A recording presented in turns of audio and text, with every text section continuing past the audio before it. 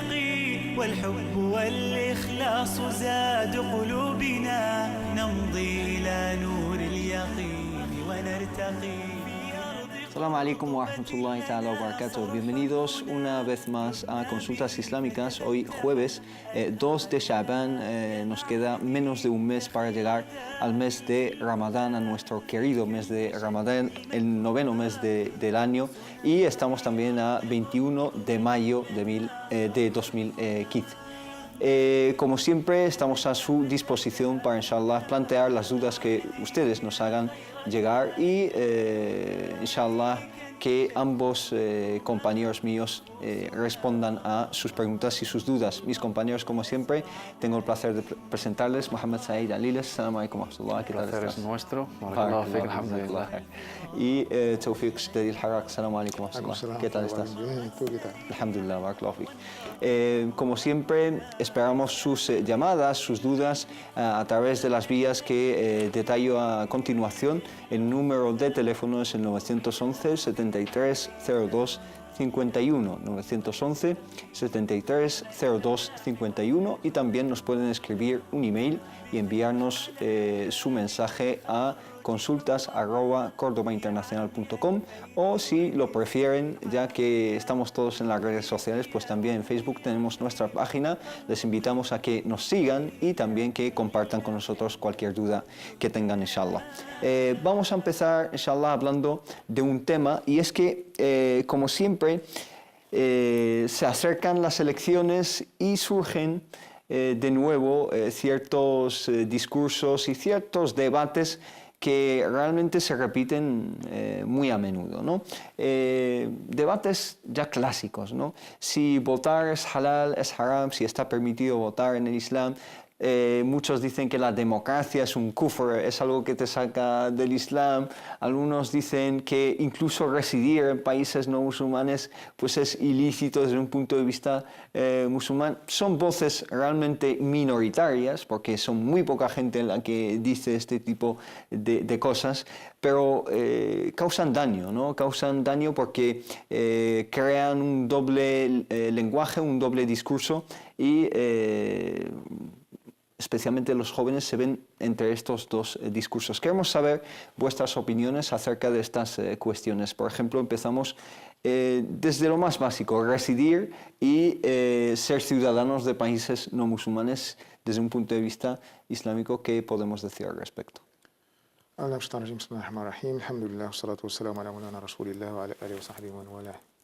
En el nombre de Allah, el clemente y misericordioso, alabado sea Allah subhanahu wa ta'ala, paz y bendiciones sobre su último mensajero profeta Muhammad, sobre su noble familia y sus nobles compañeros, y sobre todos nosotros que estamos siguiendo sus pasos hasta el día del juicio final. Amén.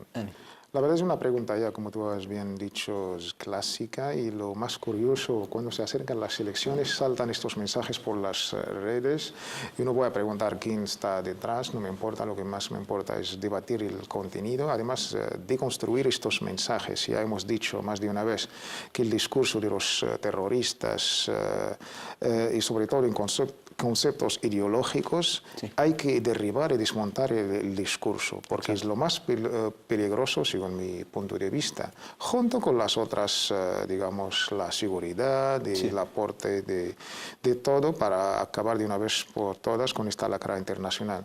Pero el discurso intelectual, ideológico y los argumentos, las falacias, que ahí se hace el lavado de cerebro a nuestra juventud, ahí donde debemos estar nosotros. Sí. Deber de Allah subhanahu wa ta'ala, y ahí estamos. Exactamente, aclarar las cosas y también pues echar una mano a nuestra juventud. Yo creo que esto es un mandato divino de Allah subhanahu wa ta'ala, aparte que es una necesidad social. Estamos viviendo una sociedad tan nuestra, la patria es tan nuestra como los demás, y el concepto islámico de tratar estos temas hay que, por lo menos, situarnos. ¿De qué estamos hablando? Estamos hablando de un tema de la aqida, de las creencias, estamos hablando de un tema del hadith, de la sunna del profeta sallallahu alaihi wasallam. En las universidades, cuando se estudia las ciencias, cada ciencia tiene su propia metodología. Pues lo mismo pasa con el resto de las disciplinas del saber en general. Si hablamos de estos temas, votar, democracia, esto forma parte de conceptos políticos. En nuestra, alhamdulillah, cultura islámica tenemos todo un apartado reservado para estas disciplinas. ¿Cuál es? Es lo que nuestros sabios lo han llamado as-siyasa shar'iyya. una gestión política según los valores islámicos, la traducción cercana más o menos. Lo error metodológico que se ha cometido siempre y se repite es que se tratan estos temas con metodología del fiqh o de la aqida, halal, haram o iman y kufr. Este error lo han cometido los propios Khawarij y se está cometiendo hasta hoy. Las elecciones es haram, el kufr es haram porque es imitación de los no musulmanes. Discursos, la verdad, no se basan sobre los conceptos y la metodología correcta a la hora de tratar estos temas. Según tú, el error está en confundir que el tema sea un tema de aqida, de credo, ¿no? Mientras que el tema realmente pertenece a otra área de estudio, ¿no? A otro ámbito y a otra disciplina que es siyasa shar'iyya, y de ahí nuestros sabios lo han dedicado también sus pilares, sus condiciones. Quizás la literatura no podemos comparar con la literatura del fiqh. Hay un contexto islámico porque el Islam siempre dominaba y el califato y todo esto, pero alhamdulillah, la base para entender estos temas son dos. La gestión política, como han explicado nuestros sabios, se basa sobre al-masalih o el-mafasid. Esos son pilares muy importantes a la hora de tratar estos temas. No hay que tratarles con términos... son beneficios para la comunidad y perjuicios, daños. Atraer beneficios para la sociedad, para el conjunto de la sociedad, no evitar. para solo los musulmanes, como también hay otros debates un poco chauvínicos. Y alejarnos de todo lo que es perjudicial. Esta definición es casi consensuada entre todos los sabios. Y es el mismo objetivo también de la misma Sharia en sí. La Sharia, según nuestros sabios, basándose sobre aliyas coránicas y hadith auténticos, ¿de qué se trata? No solamente la Sharia islámica, como ha dicho el Imam Shatibi, todas las legislaciones y todas las religiones han venido para realizar los beneficios para la humanidad y alejar estos perjuicios para la humanidad. Y de esto se trata. Si estamos de acuerdo con esta metodología, ya podemos debatir y refutar estas falacias. Estas falacias.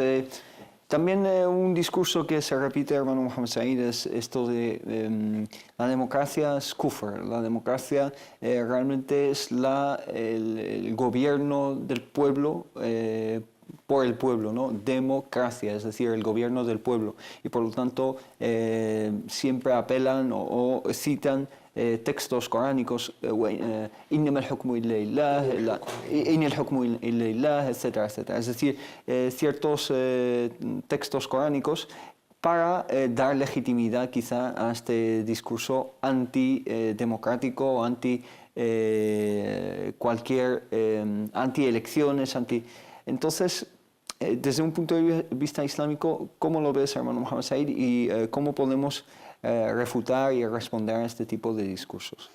Bismillahirrahmanirrahim, alhamdulillah, wa sallallahu wa sallam wa baraka ala mulana rasulillahi wa alihi wa sahbihi. Como bien ha mencionado el hermano Tawfiq, primero tenemos que situarnos de qué estamos hablando. El hukmu ala shay far'un an tasawwur, el juicio respecto a una cuestión emana desde un concepto claro sobre ella. Cuando hablamos de siyasa shar'iyya, cuando hablamos del apartado del gobierno en el Islam, si a toda cuestión en nuestra vida cotidiana o en nuestra gestión, nuestra adoración, tenemos que recurrir a las fuentes, debemos como musulmanes, digamos, recurrir a las fuentes de legislación para ver qué es lo que dice el Islam sobre la cuestión del gobierno, sobre la cuestión de la gestión de las cuestiones políticas, de los asuntos administrativos, políticos, económicos, etc.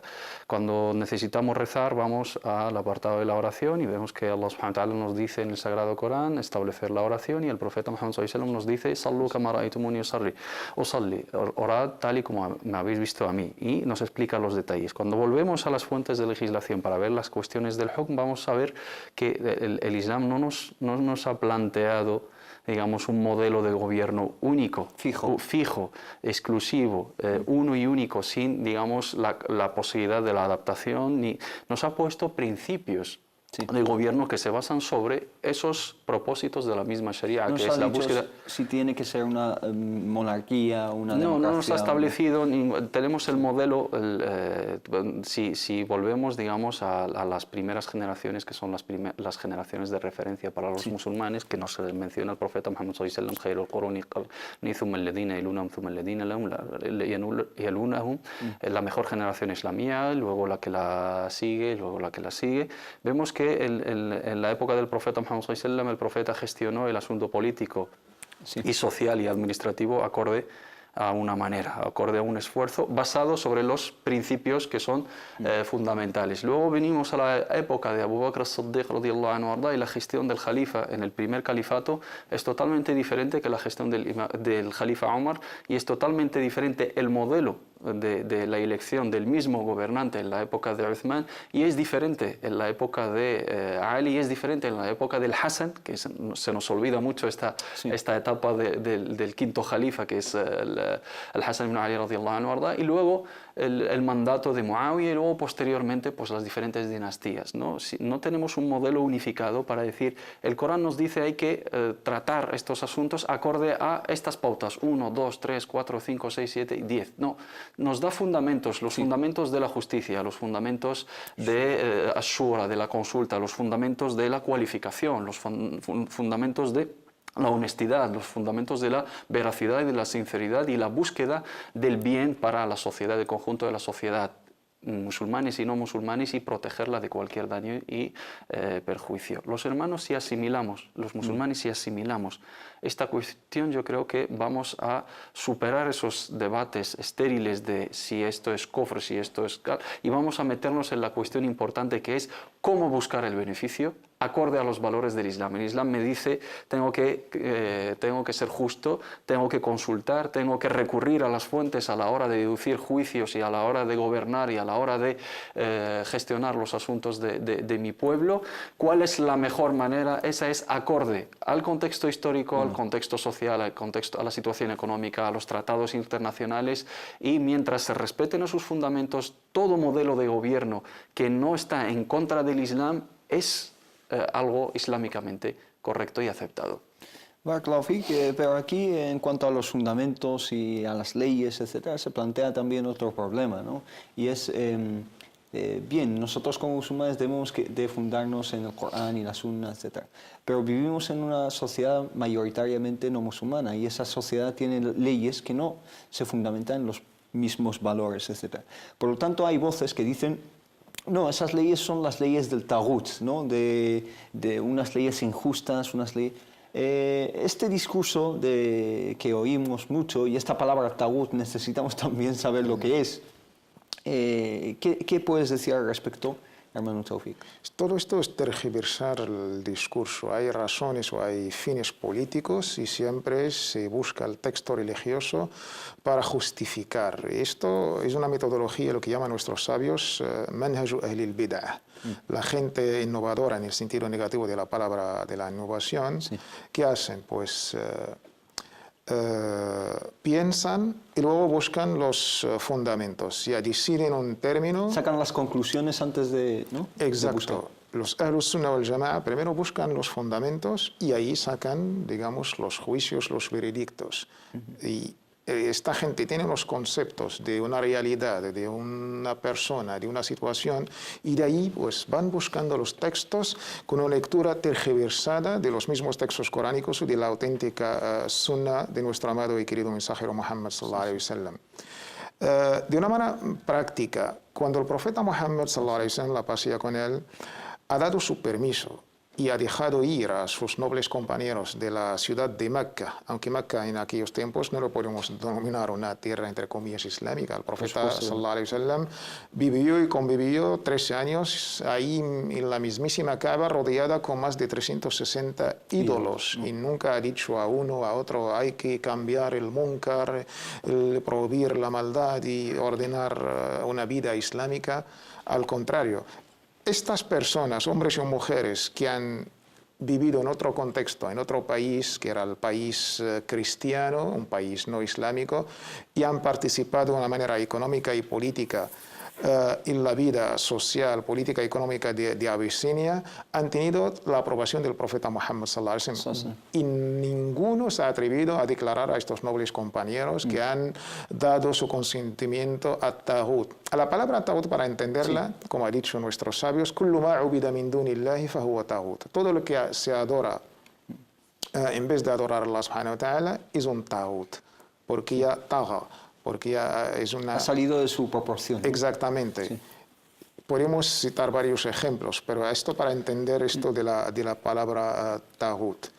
Y otro ejemplo muy práctico para entender el concepto de las leyes y politizar el discurso religioso, el mensajero y profeta de Allah, José Yusuf alayhi salam, ¿qué hacía en el gobierno del faraón? El faraón, todos sabemos que era un gobierno mushrik, kafir, politeísta. Incluso la cultura faraónica, el faraón se declaraba a sí mismo como el dios de los dioses. Ma lakum min ilahin ghayri. Incluso en la forma más absoluta de la tiranía. Ma urikum illa ma ara. Ni existía ni siquiera la palabra democracia. Él era el Dios poderoso, él era casi todo en la tierra. Todo esto, nuestro profeta Yusuf, José, la paz sea con él, ha aceptado pues, estar en un gobierno del cofre, incluso ser ministro de Economía o de Hacienda, incluso hacer algo tan útil para la humanidad. 7 años de planificación económica, que todo va a ser rentable para el resto de la humanidad. Este es el ejemplo de la lección que debemos tomar nosotros en el contexto nuestro. Yusuf no estaba en digamos, un país islámico. El contexto nuestro, nosotros somos este Yusuf, José, o este Moisés que vivió dentro del mismo palacio del faraón, pero incluso ha pensado para el bienestar de toda la humanidad, de todas las personas. Esta es la lectura coránica que debemos hacer y la lectura de Sunna y la sira de los Sahaba, que Allah esté complacido con todos ellos. Según este discurso de que no se puede votar, no se puede participar en la vida política, etc., los musulmanes deberían esperar hasta que toda la sociedad sea musulmana y todos los partidos estén basados en el Corán y la Sunna para poder votar y participar en la vida política. Aquí tenemos el ejemplo del profeta sallallahu alaihi wasallam. La propia Medina, donde vivía el profeta sallallahu alaihi wasallam, no era una ciudad monoconfesional o uniconfesional, no existía solo una religión, sino que musulmanes, judíos y otras religiones politeístas también convivían entre sí. Y ahí estuvo la primera constitución, ¿no? Que es Wathiqas en Medina, el documento de Medina, que está documentado, que fue, digamos, redactado por orden del profeta sallallahu alaihi wasallam para regular la situación y las interacciones entre todas las comunidades que formaban o conformaban Medina. Una última reseña o consejo hacia, digamos, la votación, la participación en la sociedad en general y cómo los jóvenes especialmente deben de asumir ya su papel de ciudadanos o de plena ciudadanía, ¿no? El mejor ejemplo de la participación ciudadana es el mismo profeta Muhammad sallallahu alaihi wasallam.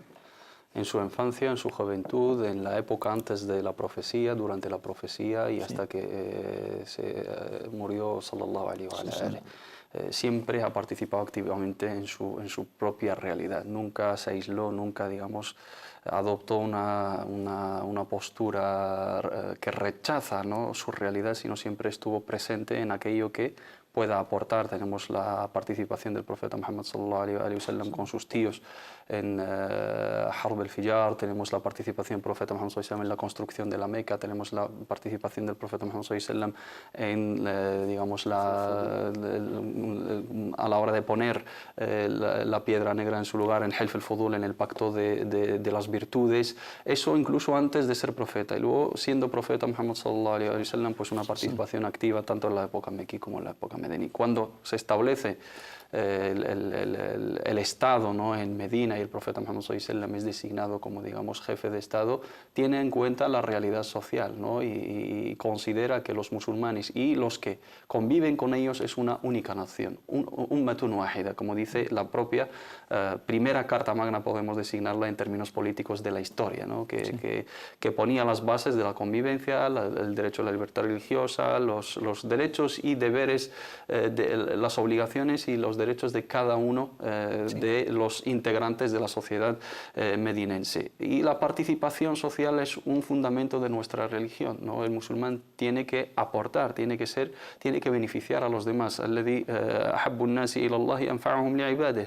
mejor de entre la gente es aquel que beneficia a los demás. Beneficiar a los demás no se limita a que reces en tu casa o en la mezquita o que recites el Sagrado Corán. Es un beneficio personal. Beneficiar a los demás es trabajar para ellos, es proporcionarles las bases de la vida digna.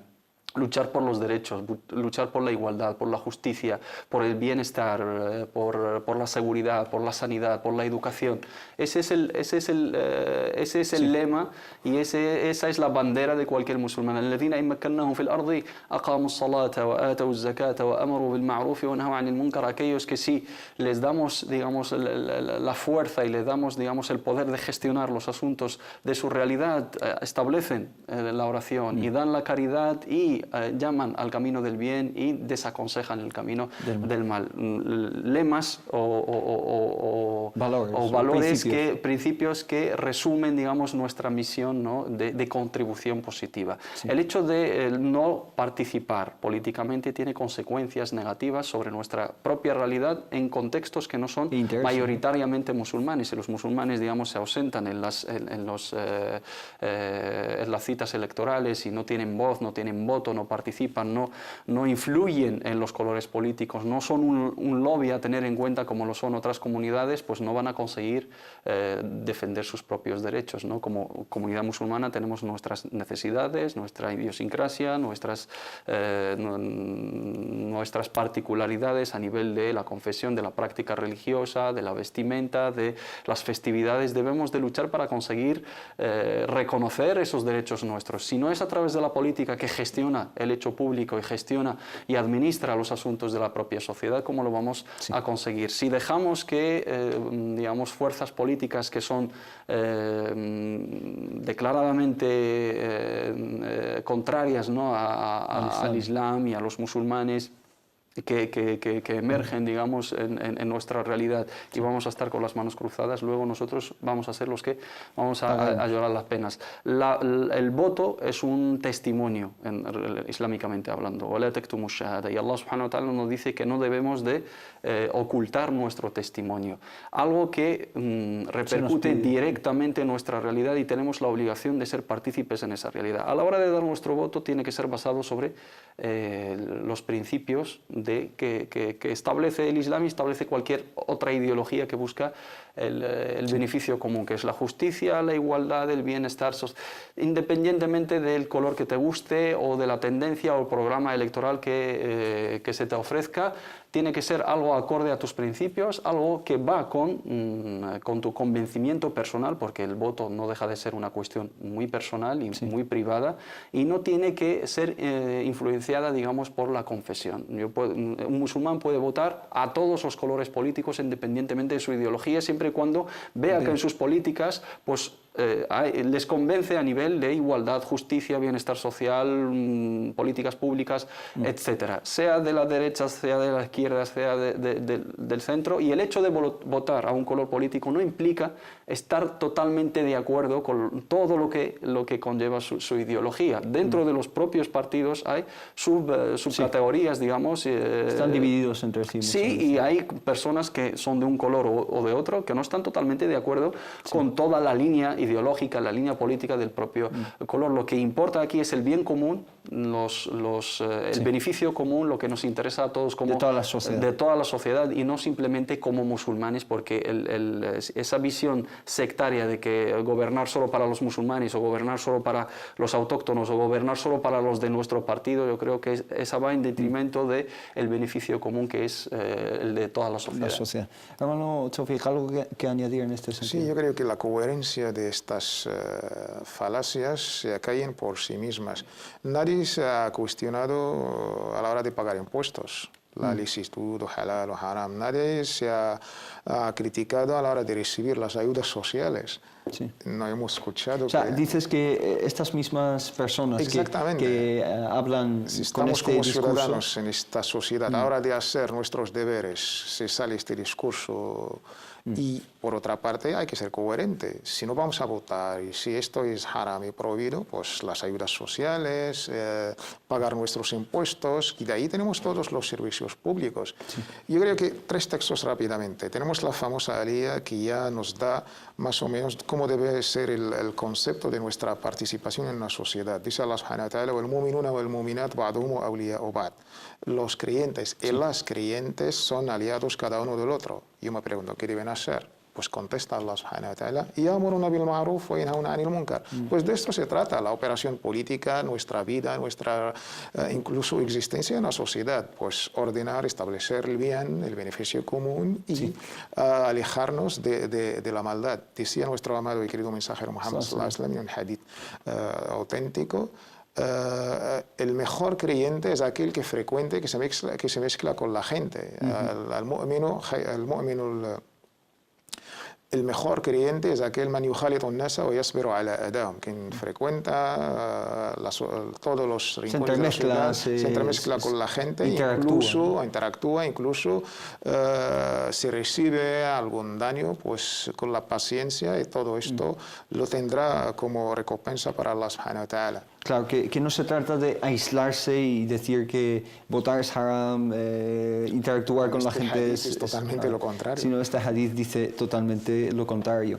Pues, inshallah, sí. Una frase que hizo alusión ahí el hermano Tawfiq, pero yo quiero insistir en ella y indagar que curiosamente estos debates surgen siempre en las citas electorales para disuadir a los musulmanes para que participen, ¿no? Hay gente que le interesa efectivamente que los musulmanes no participen en la política, que no tengan voz y que no tengan voto y que no sean una fuerza que pueda influir en la realidad política de su país.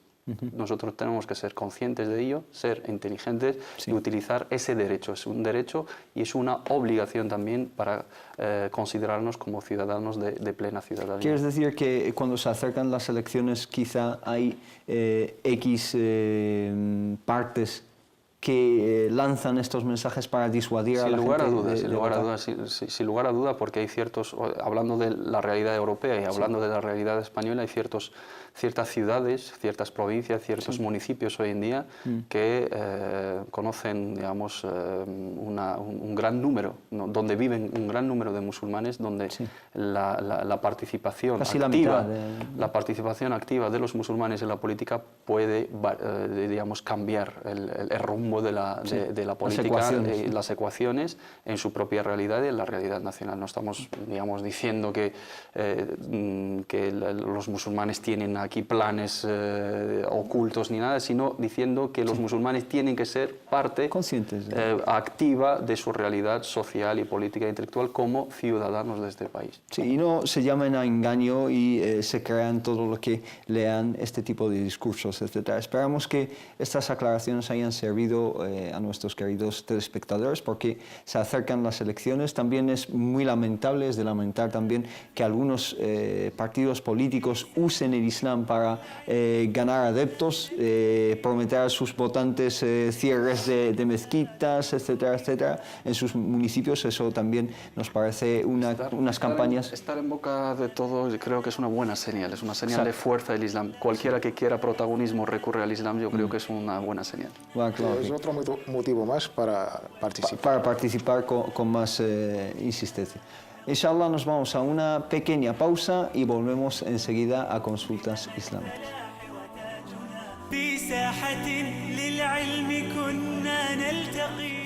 Assalamu alaikum wa rahmatullah, bienvenidos de nuevo a Consultas Islámicas. Al principio decía que estamos a 2 de Sha'ban, ya hemos empezado el mes de Sha'ban y nos aproximamos cada vez más al mes de Ramadán. Empezamos con una pregunta, inshallah, las preguntas de las redes sociales de una hermana. Horia nos dice, ¿qué días del mes de Sha'ban se pueden ayunar y podría uno ayunar todos los días del mes de Sha'ban?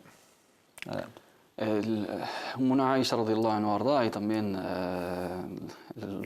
el compañero profeta Muhammad sallallahu alaihi wasallam, Usama ibn Zayd radiyallahu anhu, nos narraban que el profeta Muhammad sallallahu alaihi wasallam en el mes de Sha'ban ayunaba muchísimo hasta el punto de pensar que lo ayunaba íntegro. Y el profeta Muhammad sallallahu alaihi wasallam sabemos todos que no completaba el ayuno de ningún mes excepto el mes de Ramadán. Es un mes muy bendito, inshallah trataremos este tema los días próximos. Es un mes muy importante a tener en cuenta porque suele descuidar la gente porque es la previa de Ramadán. Todo el mundo está esperando Ramadán y se olvidan de las virtudes de este mes donde el profeta Muhammad sallallahu alaihi wasallam ayunaba y donde las obras ascienden a Allah subhanahu wa ta'ala, y el profeta Muhammad sallallahu alaihi wasallam amaba que sus obras sean expuestas mientras él estaba en ayuno. Se puede ayunar el máximo número de días de este mes, cada uno y lo que pueda. Hay un hadith del profeta Muhammad sallallahu alaihi wasallam que debate nuestros sabios, ¿no?, su digamos, autenticidad, si se puede ayunar la segunda quincena o no.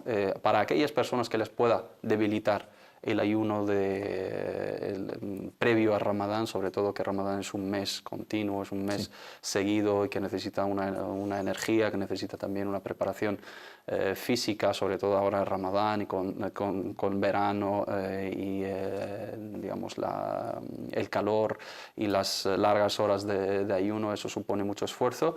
Aquellas personas que les va a debilitar el ayuno previo, que ayunen solamente la primera quincena, y las personas, alhamdulillah, que se encuentran en unas buenas condiciones físicas pueden ayunar prácticamente todo el mes sin completarlo, porque solamente podemos completar el mes de Ramadán. El consejo todos los días que pueda la hermana son recomendables, es un mes muy aconsejable para el aspecto del ayuno. Barakallahu fik. Otra pregunta nos dice lo siguiente: Assalamu alaikum wa rahmatullah. Yo acabo bachillerato ya, inshallah. Estuve hablando con mis padres porque yo quiero dedicarme al campo de la religión. Les dije que quería estudiar ley islámica o el fiqh o sharia y no me dejan. Sé que algunas universidades de Arabia Saudí tienen máximo de edad para los estudiantes. ¿Me recomiendan alguna? ¿Puede uno alcanzar un nivel de conocimiento alto formándose solo por su cuenta? Barakallahu fikum, y espero su respuesta. Es muy noble por parte de la persona que pregunta todo esto. Sin embargo, en temas de estudios islámicos, alhamdulillah, tenemos incluso un exceso de estudiantes y las universidades, alhamdulillah, están más que llenas. Sin embargo, viviendo en un contexto occidental, a mí me gustaría un día, inshallah, tener un médico musulmán, un abogado musulmán, un economista musulmán, algo que representa bien a la comunidad musulmana, a la persona, incluso rentable, y esto es lo que hemos hablado antes, este beneficio para el conjunto de toda la sociedad. Es que todos nos vamos a estudios religiosos, damos una imagen como si las demás disciplinas y ciencias no son requeridas o no son importantes. Sí. Yo creo que en el contexto occidental, aparte de la visión jurídica, que es fardu kifaya, que no todos tenemos que ir a los estudios religiosos, si una persona, una parte de nuestros jóvenes se dedican a esto, pues el resto, alhamdulillah, pues ya están exentos. Pero tenemos que tener una lectura de nuestro contexto. Sí. Nos hace falta gente bien preparada a nivel de estudios islámicos, más en el contexto occidental, teniendo nuestras preguntas y nuestras necesidades. Pero a nuestra juventud hoy en día hay una moda, yo la considero un poco negativa. Todos y cada uno quiere irse a Arabia Saudita o a no sé dónde para estudiar la religión. Y las demás religiones, aquí en el contexto español, que yo conozco mejor que en otros contextos, nos hace falta, esto es lo que he enseñado, para dar otra imagen de esta juventud musulmana, porque todos la religión y se van a alistar con este grupo o el otro. Yo creo que las demás ciencias también hay que tenerla en cuenta, inshallah. Inshallah. Bueno, no todos los jóvenes en España quieren ir a Arabia Saudí o a otros países a estudiar, digamos, el Islam, ¿no? Pero se plantea una pregunta, cuando el Corán nos incita al ilm, ¿no? ¿Nos incita solo al ilm shar'i, el ilm, digamos, de las ciencias islámicas, o realmente es en general a cualquier tipo de ciencia, de conocimiento, de saber? Por supuesto que cualquier conocimiento beneficioso que aporte beneficio a la misma persona, a su sociedad y al conjunto de la humanidad. Y todo aquello que no contradice el Islam forma parte del Islam, como decimos siempre. Todo conocimiento beneficioso pues, es una puerta y es un camino hacia el Jannah. Man salaka tariqan yaltamisu fihi ilman, sahala Allahu lahu tariqan ila al-Jannah. Cualquier persona que emprenda un camino en búsqueda de conocimiento, Allah le facilitará un camino hacia el paraíso. Y el profeta Muhammad ha dicho ilman, no ha especificado el tipo de ciencia, sino cualquier conocimiento, dando por hecho que es beneficioso y no es contradictorio a las bases del Islam. Y aparte el hermano puede seguir con sus estudios en otras especialidades y en otras técnicas y compaginarlo con el estudio de la religión a distancia, y no hace falta siempre concebir, digamos, el conocimiento solo en los países árabes o los países islámicos. También hay universidades en Europa hoy en día especializadas en materia de la religión y puede beneficiarse mucho, y es más recomendable para nuestros jóvenes de estos contextos que estudien, digamos, la religión.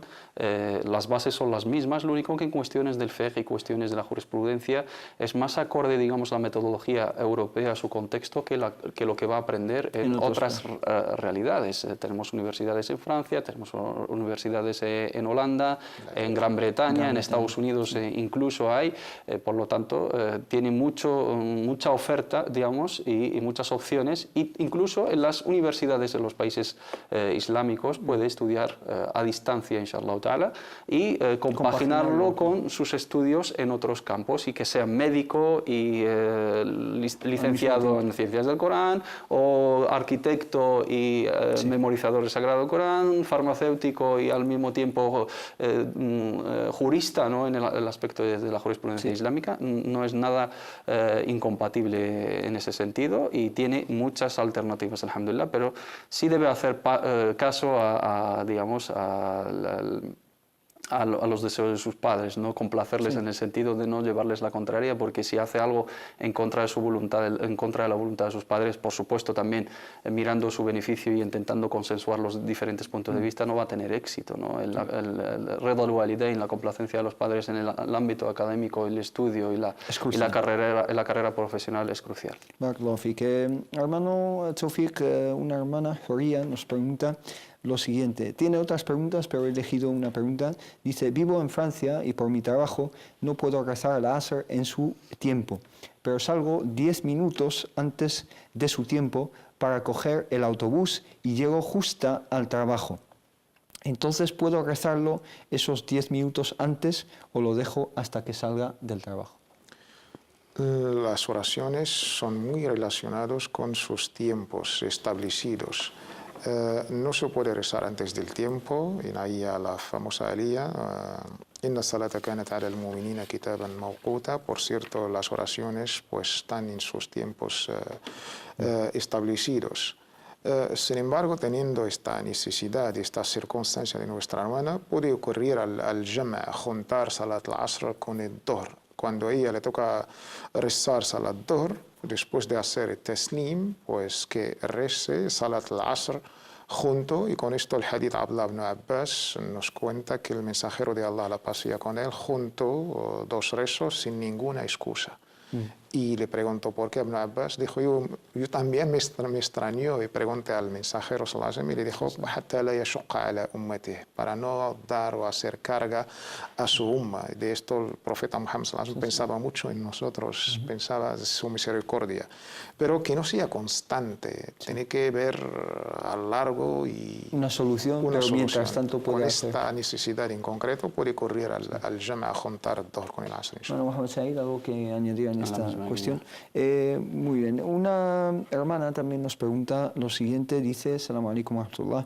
Tengo una pregunta a la que me gustaría que me diesen respuesta. ¿La vasectomía reversible es lícita? Gracias de corazón por la labor que hacéis día a día. Es muy bueno para todos los hermanos de habla hispana contar con un recurso como es vuestro canal. Si es reversible, entiendo que no es permanente. En ese caso, si es por una necesidad, no necesidad médica, necesidad, digamos, de la organización, ¿no?, de la concepción o de la cuestión de tener hijos por cuestiones de estudios, la educación de los mismos, situaciones familiares especiales de la misma pareja, etcétera, se permite siempre y cuando tengamos la certeza de que es reversible, o sea, es ocasional, no es definitiva. Si es definitiva o hay riesgo de que no sea reversible, islámicamente no se puede recurrir a ella, porque interrumpimos, digamos, la concepción de manera definitiva, y eso es haram en el Islam. Sí, has dicho que por una necesidad, para que no se malinterprete quizá, detallar un poco esta necesidad. Necesidades en el sentido de que pues, hay parejas que tienen hijos, tienen 1 o 2 y quieren dedicarles tiempo no pueden recurrir a otros métodos de anticoncepción. Por ejemplo, la mujer pues, no puede tomar los anticonceptivos orales o otros que son,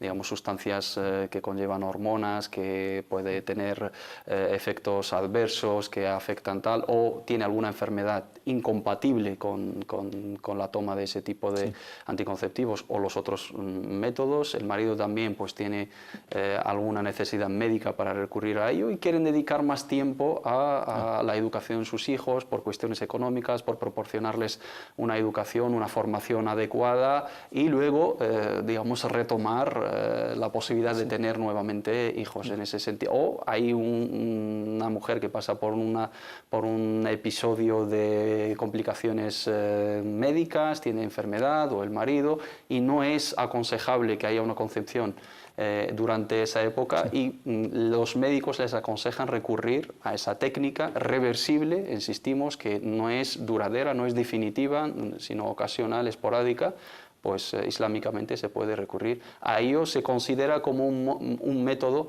anticonceptivo porque los métodos anticonceptivos en Islam para organizar, para tanzim, no es organizar, digamos, la procreación o la concepción, están permitidos, pero para tahdid, para, digamos, determinar, para cortar, para interrumpir, están totalmente prohibidos. Barakallahu fikum, una cuestión que estimo que es bastante importante y os pido un poco de tiempo a esta pregunta. Una hermana, prefiero no mencionar su nombre, dice lo siguiente, su pregunta es: si una chica viene a pedirle la mano y acepta ese matrimonio porque ve a sus padres contentos y luego se arrepiente, y mi pregunta es halal que sus padres la obliguen en contra de su voluntad a casarse? Que Allah os lo pague. Me haríais un gran favor si pudieseis contestarlo en el vídeo de YouTube, es muy importante para mí. Inshallah lo subiremos a YouTube. Por favor, me gustaría que todo fuese en anónimo, ella misma lo pide. Son temas, como tú bien has dicho, son temas bastante serios. Incluso Allah subhanahu wa ta'ala se ha referido con una alía bastante elocuentes. El matrimonio en Islam es como un mithaqan ghalidha, como un pacto solemne.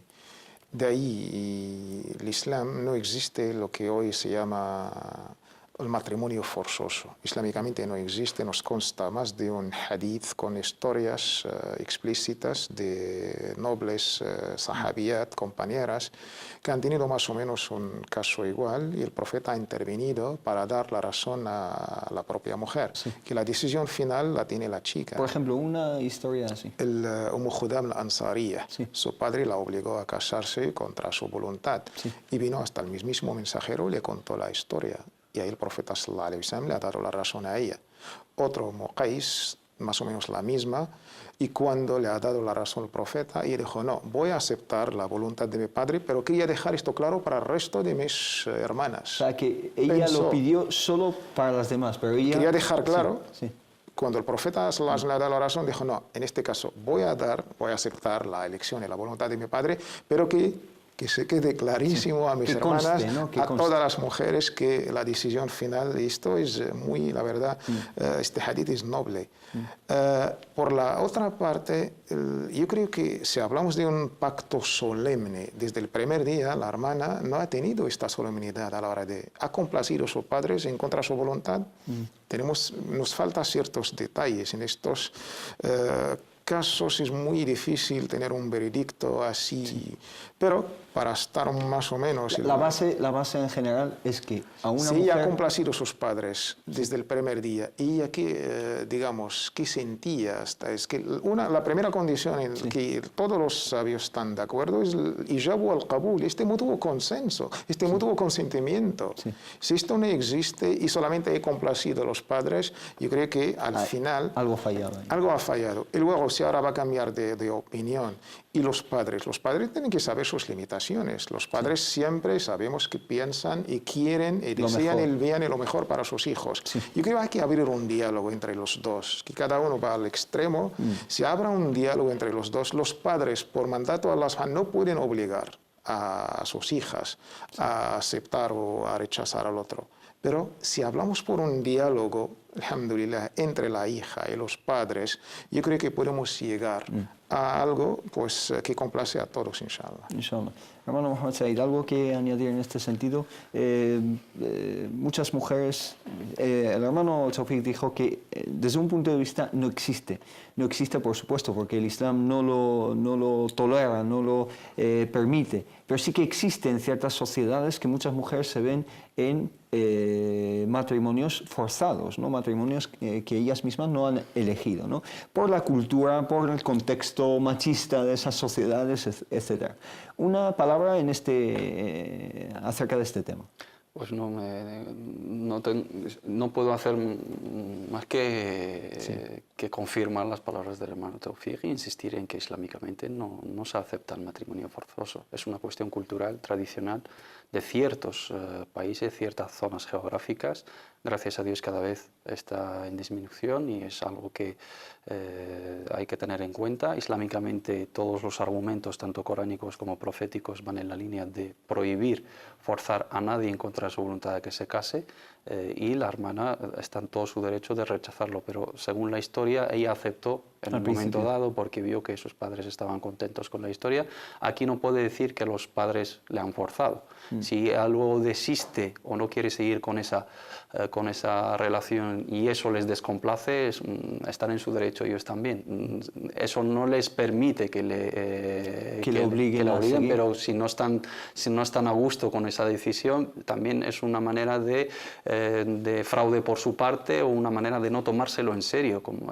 En esto no se juega. Si tú, es un proyecto de vida, o acepto desde el primer momento o no acepto desde el primer momento. Otra cosa es que sí inicio mi vida matrimonial y luego no funciona o me va mal, etc. No, es que son como caprichos de niños. Aquí se me presenta un chico en condiciones, mis padres están complacidos, digo, pues venga, me gusta. Luego veo una telenovela y se me cambian, digamos, los criterios y digo, este chico no me vale y no va conmigo y prefiero otro. No hay que tomárselo a la ligera. Por supuesto, pero tampoco justificaría, digamos, el hecho de que los padres le forzasen, ni están en su derecho y está en su derecho de rechazarlo, pero es que también aquí tiene que tener en cuenta los derechos de la otra persona implicada en este matrimonio, si le ha pedido la mano oficialmente, si hay una khitba, si hay, digamos, regalos por el medio, si hay una acta por el medio, etcétera. Todo eso hay que clarificarlo y hay que dejarlo claro. Si es una cuestión de que se ha hablado algo y al principio ha mostrado su aceptación porque sus padres estaban contentos y ella al principio lo veía, pero de momento no lo ve, islámicamente tiene todo el derecho de no aceptar este matrimonio, siguiendo las pautas adecuadas para pedir disculpas a la otra familia y explicarle a la otra persona las razones, educadamente también, y a sus padres pues también explicarles su intención y su punto de vista y que no está a gusto porque es un proyecto de vida. Una vez que lo iniciamos no podemos estar jugando con ello. Barakallahu fik. Una pregunta última quizá porque nos queda poco tiempo. Dice un hermano Wasim lo siguiente: Assalamu alaikum wa rahmatullahi wa barakatuh.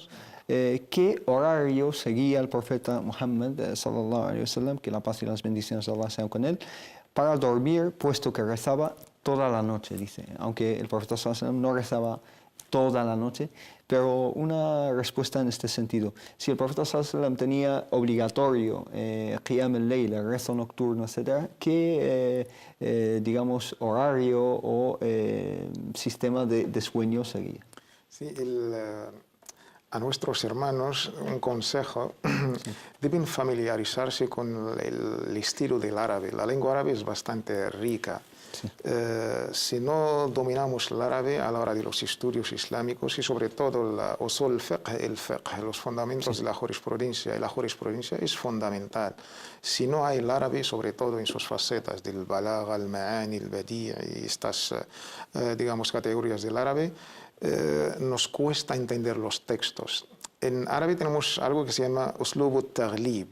Es una manera de, al hablar, hablamos de una manera, exageramos, pero no significa el significado literal de las palabras. Sí. Hay varios, segundo consejo, en los textos jurídicos y sobre todo en la auténtica sunna, no hay que limitarse en un texto. Hay varios textos y hay varias versiones del mismo texto. En un tema, en un juicio, solamente sacar un texto sin ver otros textos en el mismo sujeto. Hay que ver el global, ¿no? El global, exactamente. Este hadith habla, pero hay otros hadiths que hablan que el profeta sallallahu hacía la siesta, que la siesta forma parte de algo que podemos llamar como algo de recomendable o sunna, según, digamos, el estado y la capacidad de cada uno. Muchas veces se acostaba después del Fajr. Exactamente. Otros hadith hablan que el profeta sallallahu alaihi wasallam pues se acostaba al inicio de la noche y se levantaba hasta el último tercio. Y esto es lo más común del profeta sallallahu alaihi wasallam. Si hacemos una lectura conjunta, es curioso. El imam Ibn al-Qayyim en su famoso libro Zad al-Ma'ad ha hecho esta lectura y ha sacado una conclusión, que el profeta era moderado en todo, sallallahu alaihi wasallam. En dormir, en rezar, en el culto, en la vida, en el ocio, en el jihad, en todo. Esta moderación incluso lo ha reflejado el imam Ibn al-Qayyim y sacó una conclusión que el profeta dormía 8 horas. Esto lo ha hecho el imam Ibn al-Qayyim en el siglo 8. Que él hizo como una suma de todos los periodos, ¿no? Exacto. Sí. Y dijo que lo más común del profeta era dormir, sobre todo, no dormía antes de Salat al-Isha, pero le disgustaba estar después de la Isha y hablar. Justo después de rezar la Isha, el profeta se iba directamente a dormir para levantarse en el último tercio para hacer su witr, su oración nocturna. Muy bien, hermano Mohamed Said, algo que añadir, nos quedan 2 minutos. Sí, tenemos que situarnos en la época del profeta Muhammad sallallahu alaihi wasallam y también tener presente ante nosotros un estilo de vida saludable, ¿no? Sí. Hoy en día incluso podemos hacer lo mismo, porque el profeta Muhammad sallallahu alaihi wasallam no veía la televisión por la noche, ni estaba enganchado a las redes sociales hasta las 2 de la mañana, hasta las 2 de la madrugada o las 3, no tenía esa distracción ni cansancio mental que solemos tener nosotros con tanta televisión y con tantas series y con tanto redes sociales y internet, etcétera. Daba el descanso oportuno a su cuerpo, comía sano y le van a sobrar horas al día. Cualquier persona que sigue este estilo de vida, si dormimos después de rezar el Isha y nos levantamos siempre al Fajr y respetamos un tiempo mínimo de siesta y de descanso y tal, podemos estar en la misma condición que el profeta Muhammad sallallahu alaihi wasallam y los sahaba radhiyallahu anhum y levantarnos con toda la energía del mundo para rezar las rak'at que queramos y rezar el Fajr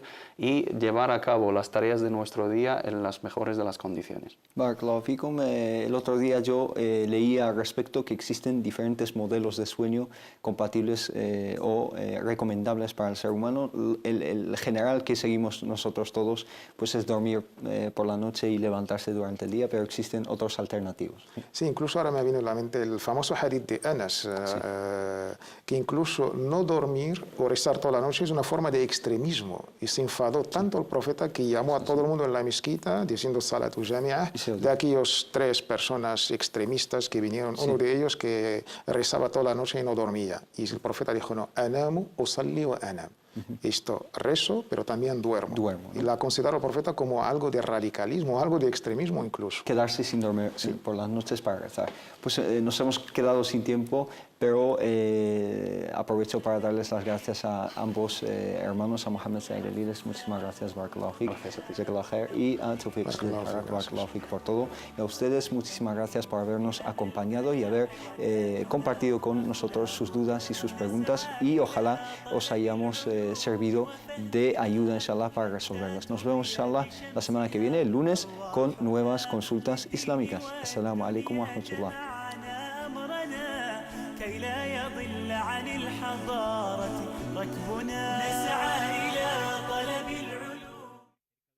Este espacio ha sido posible gracias a la colaboración del restaurante Azahara Restaurante Cafetería.